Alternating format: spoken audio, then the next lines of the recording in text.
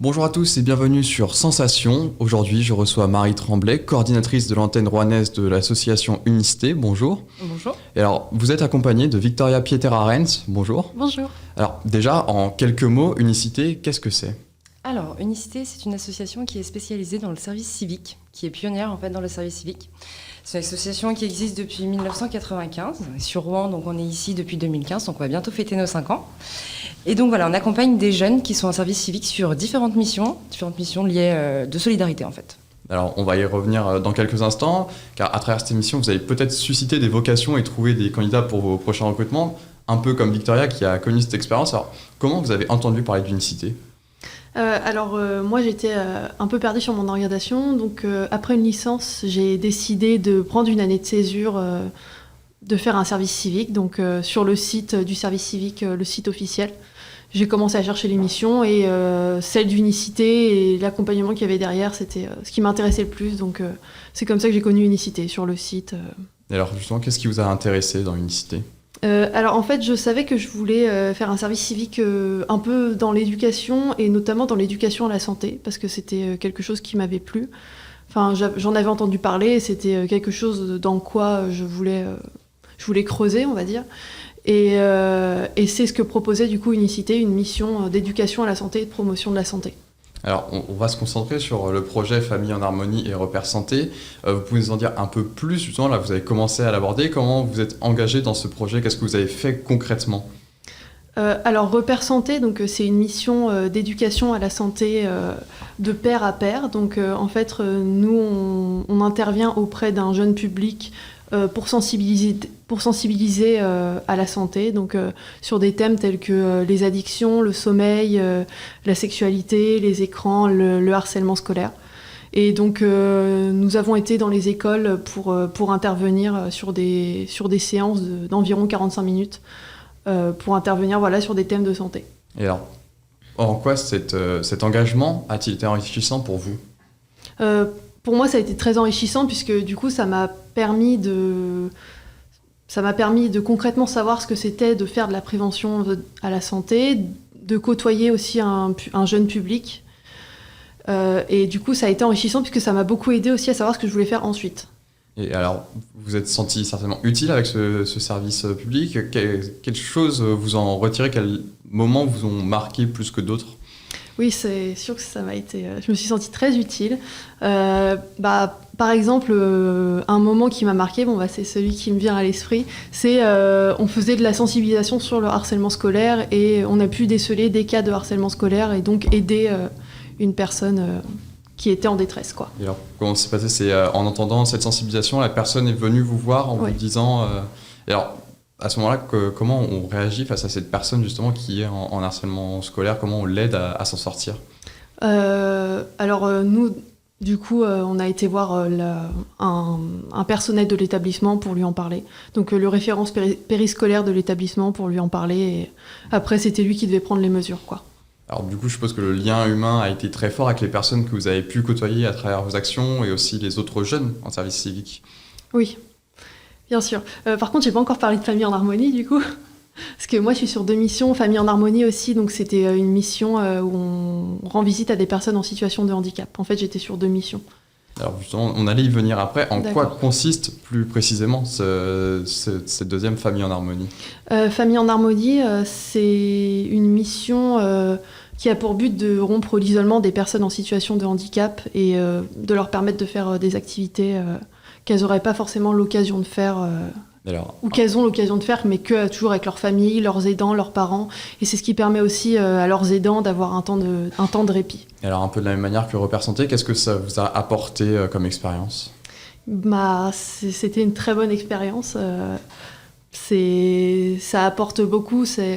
En règle générale, le service civique apporte beaucoup de confiance en soi, un sens des responsabilités aussi, forcément, et ça m'a aussi appris à travailler avec un nouveau public. Ça nous en apprend aussi sur nous-mêmes de faire un service civique ? Oui. Alors, qu'est-ce que vous avez appris sur vous-même, du coup, à travers vos 2 missions ? J'ai appris déjà que je pouvais travailler en équipe avec les autres volontaires, avec des personnes qui venaient d'horizons totalement différents, qui avaient pas du tout le même âge que moi. Et finalement, même si on n'avançait pas forcément au même rythme, on arrivait quand même à monter des projets ensemble. Alors, on comprend bien, c'est quelque chose que vous avez apprécié, le service civique. Qu'est-ce que vous pourriez dire à des auditeurs éventuellement qui nous écoutent et qui hésitent à s'engager, à faire un service civique? Qu'est-ce que vous leur conseillerez pour les inciter justement à participer à un service civique? Moi, j'inciterais totalement à essayer. C'est déjà, ça dépend quel âge a l'auditeur, mais bon, s'il est entre les 16 et 25 ans, il faut qu'il se lance, puisqu'après, il pourra plus le faire. Et puis, et je pense que s'il hésite, c'est vraiment un moment où on peut faire du concret, ce qu'on n'a pas forcément l'occasion de faire dans des jobs d'été ou des choses comme ça, du concret auprès des autres, sur un an, et puis, sur presque un an, et puis ça permet quand même de se découvrir soi-même. Alors, Marie Tremblay, je tourne vers vous maintenant. Vous recrutez régulièrement des jeunes en service civique. Comment ça fonctionne, le service civique, finalement? Alors, chez nous, le service civique dure 8 mois. Alors, c'est des durées variables normalement, mais chez nous, ça reste toujours 8 mois. Et du coup, pour nous, il commence en octobre et il termine aux alentours de juin. Et du coup, pendant tout ce laps de temps entre juin et octobre, on est dans nos périodes de recrutement, justement. Et alors, quels sont les critères de recrutement? Alors, il n'y a aucun critère au niveau des compétences, au niveau des expériences. On ne demande absolument rien en ce sens-là. Ce qui compte seulement, c'est la motivation de la personne, du jeune, à faire ce service civique. Et alors, est-ce qu'il y a des profils que vous cherchez plus ou moins, des qualités nécessaires à un engagement au sein d'une unicité, hormis la motivation? La motivation, c'est aussi un mot d'ordre, nous, qui est la diversité. On veut avoir des jeunes qui viennent de partout, avoir vraiment une bonne représentation de la société, finalement, dans nos équipes de volontaires. Et du coup, on a vraiment des critères un peu de diversité pour avoir vraiment, c'est ça, un panel de jeunes qui viennent de tous horizons, de tous âges, qui ont des conditions de diplôme différentes, des expériences différentes. Et c'est encore plus enrichissant pour tous les volontaires, justement, qu'il y ait cette diversité au sein des équipes. Et alors, un peu de la même manière que Victoria, qu'est-ce que vous diriez à des auditeurs qui nous écoutent pour justement les motiver à venir faire un service civique avec Unicité ou même un service civique de manière générale? Alors voilà, s'il y a une envie de, des fois prendre aussi un peu de temps pour soi, parce qu'il y a beaucoup de jeunes qui ont besoin de faire une petite pause dans leurs études, de prendre un petit temps un peu de césure, et la volonté surtout de se rendre utile aux autres et d'être utile à soi. Voilà, ça c'est vraiment, s'il y a cette envie-là derrière, le service civique est fait pour ces personnes-là. Et alors, vous menez également un accompagnement après le service civique. En quoi il consiste ? Alors, nous, en fait, pendant le service civique, on met en place ce qu'on appelle les accompagnements au projet d'avenir. Donc, on fait ça en collectif et en individuel pour voir un petit peu ce que sont les appétences des jeunes, ce qu'ils veulent faire pour la suite, comment ils envisagent la suite, l'après-service civique. Et on essaye de les aider, de les orienter au mieux pour qu'ils puissent préciser justement ce projet d'avenir et qu'ils aient quelque chose, en fait, à l'issue de ça, qu'ils s'orientent vers des études ou pour trouver du boulot ou les mettre en contact avec certains professionnels. On organise ce qu'on appelle les tremplins. Ça, c'est à la fin de leur service civique. Et en fait, ils rencontrent des professionnels auxquels ils vont exposer un petit peu leur parcours, ce qu'ils font en service civique, ce que ça leur a apporté. Donc, il y a un gros travail aussi sur les compétences acquises dans le cadre du service civique. En fait, le but de tout ça, c'est de les aider à valoriser leur expérience et qu'ils puissent se sentir après plus à l'aise quand ils vont aller à la rencontre de professionnels ou pour des entretiens, pour des licences, des masters ou des choses comme ça.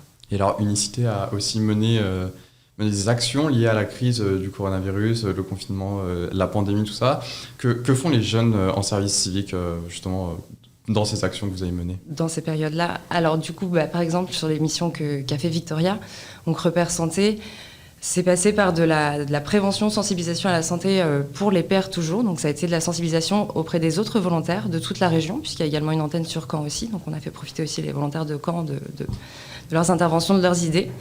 Et donc, ça a pu être de l'information sur le soutien, l'écoute psychologique qui pouvait être mise à disposition sur les territoires pendant le temps du confinement, sur l'activité sportive pendant le confinement. Voilà, des choses un peu en ce sens, des invitations à aller donner son sang, puisque les instituts qui récoltent le sang étaient aussi un petit peu en demande pendant cette période-là. Voilà, des choses comme ça. Sur Famille en Harmonie, là, c'était plutôt de maintenir un lien en fait avec les bénéficiaires, puisque les visites ne pouvaient plus se faire. Ils les appelaient, il y a eu des appels en visio, et prendre un peu des nouvelles assez régulièrement pour maintenir le lien justement avec ces personnes-là. Eh bien, merci beaucoup Marie Tremblay d'avoir été avec nous. Je rappelle que vous êtes coordinatrice de l'antenne rouennaise de l'association Unicité, et merci à vous aussi Victoria Pitera-Arens Et je rappelle que les jeunes et les parents qui ont écouté l'émission aujourd'hui peuvent retrouver sur le site officiel d'Unicité et les réseaux sociaux toutes les informations qu'ils recherchent. Vous pouvez retrouver cette émission en podcast audio et vidéo sur notre site et notre application Radio Sensation.